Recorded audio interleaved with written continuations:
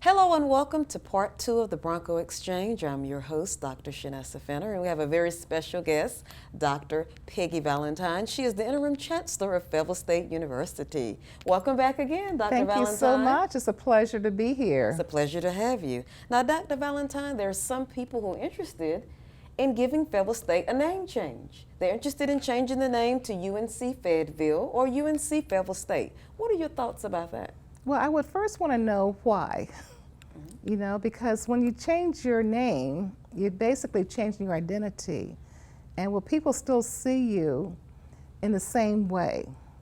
You know, and so this university has had a long and distinguished history, 152 years. It started off as a Howard School, and then with time, the name evolved to where we are today.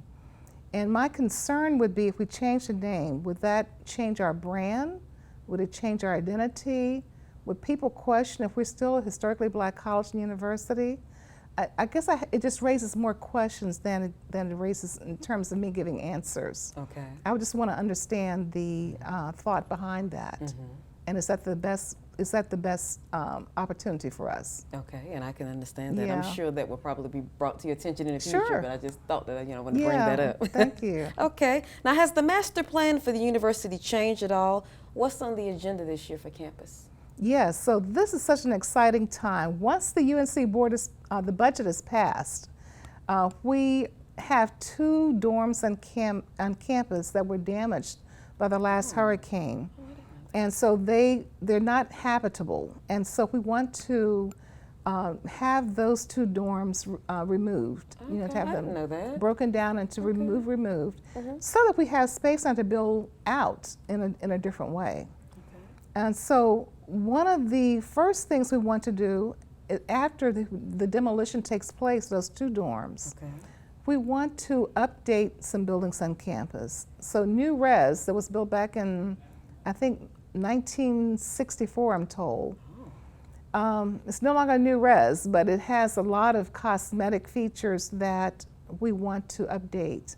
And so that's about a $12 million project that we want to bring it up to 21st century standards with more windows and glass to make it more attractive, to have more places, more choices for students to have places to eat, more food choices. And so someone suggests maybe have a pizzeria or something like that, Starbucks, so that late at night students don't have to go down the street, cross the street to find food, that we could have something on campus perhaps that would engage them in a greater way, and they can keep their resources on campus, but also to have up-to-date living quarters where students feel comfortable and more attractive. Because we're looking at university campuses around the nation, the updates are taking place, we've lagged behind, and our dorms in many cases don't have all the bells and whistles that we want for our students to enjoy. My philosophy is that we want to make the campus more beautiful, more attractive, then we're going to attract more students. And growing the enrollment from 6,500 to 7,500, we need to look at that as a way to make our campus more attractive. And the choices ever made, should I come to this university or go somewhere else, I want them to look at this as their number 1 choice, and not to be looking at another university as being more attractive. But here you've got quality education, and you have beautiful living facilities. You have everything you need right at your fingertips that you would want to come to Fayetteville State University. Okay, all right. So some of our viewers might not know much about Fayetteville State, or they may even have the wrong impression about it. So how do you get our story told in the community, and how do you connect the people in the region? Well, I think first of all, we need to talk about our strengths. This university has a SAP program, for example, where software that connects businesses, HR to various businesses, and the university offers a certification program, and we are the only university in the Southeast region that offers this. And also a very high pass rate.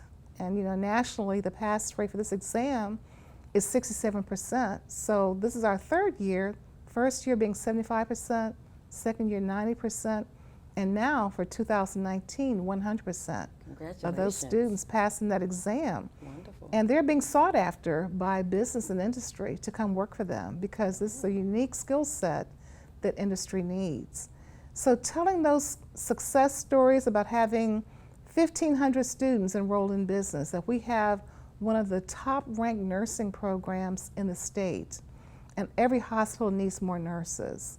And just telling those stories about the successes that we've experienced in various sectors and students who are, I'm just so excited about this early college program, that we have these students who are graduating and going on to coming to this university at age 17 and 18, getting their degree by the time they're 19 years old and going on to graduate school.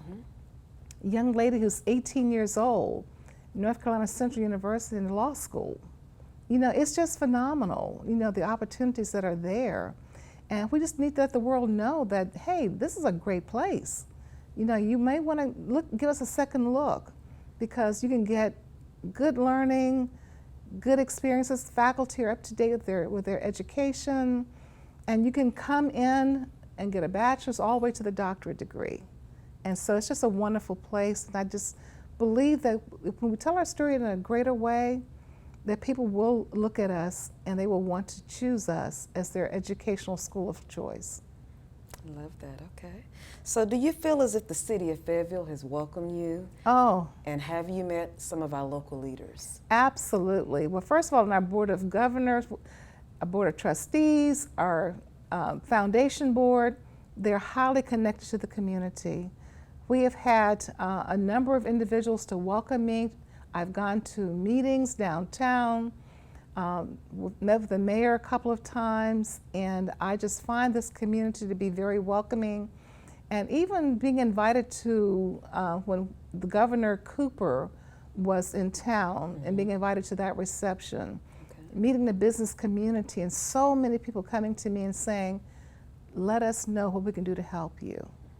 And I cannot tell you how much that meant to me, that the communities behind this university, they want to embrace our ideas, our vision for what we have to move to the next level. So it's just a welcoming, warm place with so many opportunities to move to that next level and to help us to realize our master plan for the future.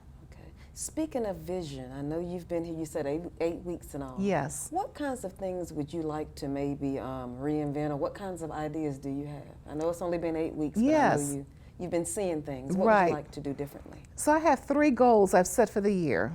The number 1 goal is SACS reaffirmation. SACS is our accrediting agency for the Southeast region. And so we want to make sure that we complete our self-study this year so that we are highly ready to show this accrediting agency that we have met every standard. And so there's a committee that's been formed, they're meeting on a regular basis, and so that's the number 1 priority, that we maintain our university accreditation. The second is to enhance communications. And so by enhancing communications, we want not only our students and our faculty and staff to know, but also our alums. And so we've instituted webinars. We have a monthly webinar with faculty and alums. We have a monthly webinar with students. We are trying to show that we're transparent, we have nothing to hide, we want to hear your issues, your concerns, your recommendations for how we make this university better. And that platform has provided an opportunity for networks in a way that I could have not imagined. We went to the Down East Classic game on this past Saturday. Alums throughout the state came to me and said, oh, I listened to the webinar and I just want to say thank you so much, because I get a better idea of what's happening on campus. So communications, the SACS reaffirmation, and the third objective, the third goal is student success. We want to see more of our students complete their educational program within 4 to 6 years. So we have an opportunity there to grow. Right now we're at a level where we can, I believe that we can double our graduation rate within the next 2 to 3 years. And if we make some tweaks in the curriculum for the first 2 years, making it more flexible for students to get their general education requirements and helping them to stay on task, to monitor through data analytics their performance, and to give them feedback on a regular basis. You know, I see that you've not come to class in the last 2 weeks. Can we help you? We provide tutorial services to help you to graduate on time. And making sure students are taking a minimum of 15 credit hours a semester. All these things we believe will make a huge difference in student success. Okay. So talk to me a little bit about how you work to form that partnership with FTCC as well as Fort Bragg. Yes. So we've already had some meetings with the president of FTCC, and we're looking for ways that we can collaborate. And one of the opportunities that we see right off is that through the Golden Leaf Foundation. There's a lot of revitalization happening on Murchison Road. We believe we can be part of that, and so we're looking at joining with FTCC and others in writing a project to submit to Golden Leaf Foundation. I would love to see us have a business incubator on Murchison Road for the residents who live here. They want to start a business. They don't know how to do a business plan, how to get connected to the people in the community. This business incubator could be a place where you could go to receive the assistance that you need. In terms of the military, General Anderson has been on campus. I met with him several times. I'll be having a tour for Fort Bragg next week. And so we want to let the soldiers know that you have a great opportunity here right in your backyard to complete your education. And I want us to have a more robust, even though 25% of our students are military or families of military, I want to see that grow. I believe that we can go from having 2,000 to 3,000 military students or their families. And I think that we have some great opportunities there to help them achieve their goals, whether it's in nursing, to start their own business on Murchison Road. There are just so many ways that we can work together to make the opportunities more available for our students. Okay. I understand recently you had a family fun day for your employees. Yes, How did that go? Tell me about that. It was awesome. You know, one of the things we want to do, we want to to improve and strengthen our culture on campus, where everyone feels valued and they feel that they're cared about. And so we had the food trucks to come, and there was opportunity for faculty and staff to network in a greater way. And we just want to have more opportunities for the faculty and staff and to bring their families. We had another opportunity where the families came with their children. And so you could get a face painting, you could play sports, you could get dunked in the dunk tank and to network with each other, and it was just so much fun. And we just need to do more of that to recognize the important work of our faculty and our staff on a regular basis. Let them know how much they appreciate it and how much they are a part. They play such a crucial role in this university. And so we just want to see more of those fun kind of activities, not only to be in the classroom where they work hard every day, but to also to network and to meet other people who are part of this university and to have fun together. Okay. Now, Dr. Valentine, is there anything else you would like to share with the audience about Fayetteville State University? I think that Fayetteville State University is a best kept secret.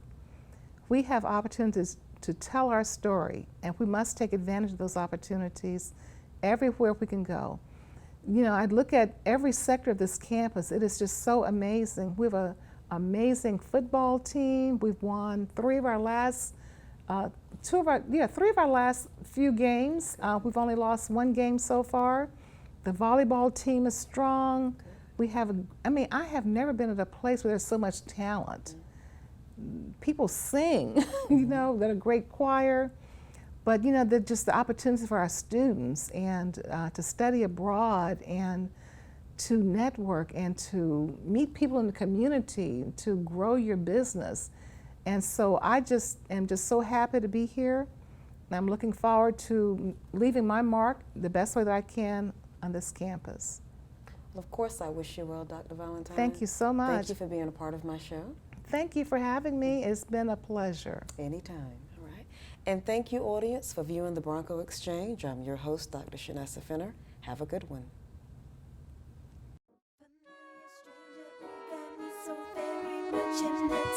Familiar stranger, wait, hold up, don't run, I don't bite.